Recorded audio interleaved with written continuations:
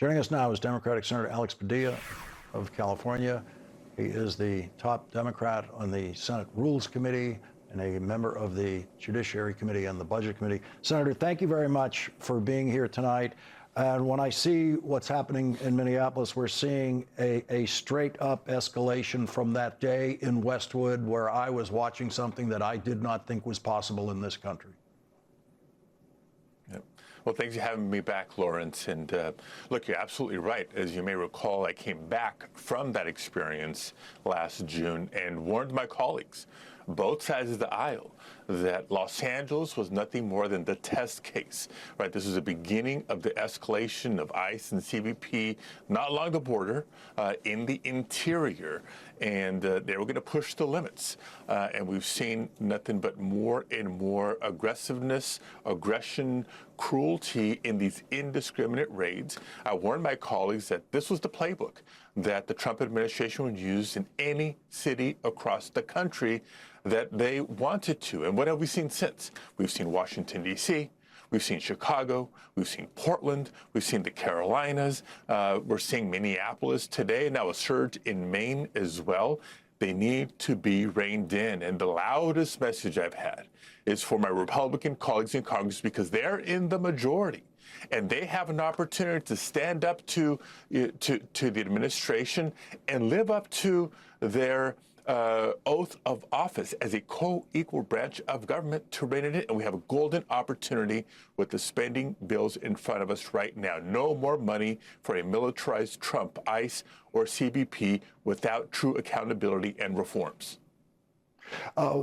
The Democrats appear united on this issue as of now. It seems that the Majority Leader Thune has not indicated that there's any room for negotiation there. Yeah, well, we're not just talking to Leader Thune. There's a lot of Democrats talking to a lot of Republicans in the Senate. And there does seem to be an openness to at least separating the Department of Homeland Security spending plan from the other 5 bills that are part of this package. I may or may not support those other 5 bills, but there seems to be the support to keep those moving forward. But we cannot, in good conscience, give DHS, ICE, and CBP specifically any more money without these accountability measures. Because look, not a single dollar more while they're roaming the streets, coming out of unmarked cars, masked, not identifying themselves. No more funding for DHS, for ICE, for CBP, while they're detaining innocent children, while they're detaining and even assaulting Latinos for the color of our skin or because we occasionally speak Spanish. Other language minorities have been subject to this abuse as well. And let's not forget, their budget was tripled by congressional Republicans just last year. So this is not really a question of additional money. This is really a question now of accountability. And what we're asking for is actually pretty common sense. Let the masks come off. Let's turn body cams on. There's no reason each agent shouldn't have a body cam on them. Make sure that they're identifying themselves.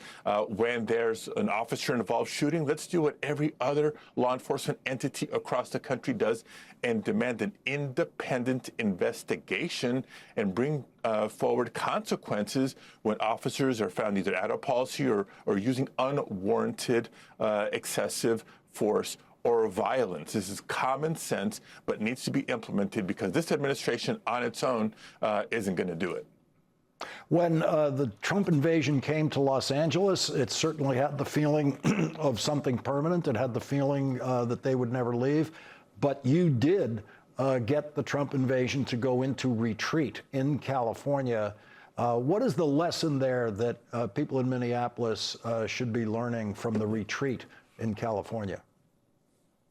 Yeah, well, to be clear and precise here, there is still some ICE and CBP activity happening in different parts of California, not near the volume and the scale that we saw last summer. Where we did prevail was the unlawful federalization and mobilization of National Guard troops into communities in California, even the deployment of Marines in Los Angeles. That we did prevail, and those folks are now either home or back to their primary missions. The lesson is Los Angeles refused to stay quiet. Angelenos protested peacefully, and they spoke up for their neighbors. And that's what we're seeing so beautifully in Minneapolis. So many people refusing to accept this treatment as normal. And they're taking to the streets to peacefully protest. They're having vigils. When there's these raids, there are people out there with their cameras, taking video, taking pictures, documenting. Because if the administration won't hold its own officers accountable, at least the public will. And so they've been so inspiring, not just to the people of California who can relate, but to American citizens all over the country. Let's continue to peacefully protest. Another No King's Day has been announced for next month. And the ultimate protest and pushback is when we go to the ballot box this November. Senator Alex Padilla, thank you very much for joining us tonight. Thank you, Lawrence. Thank you.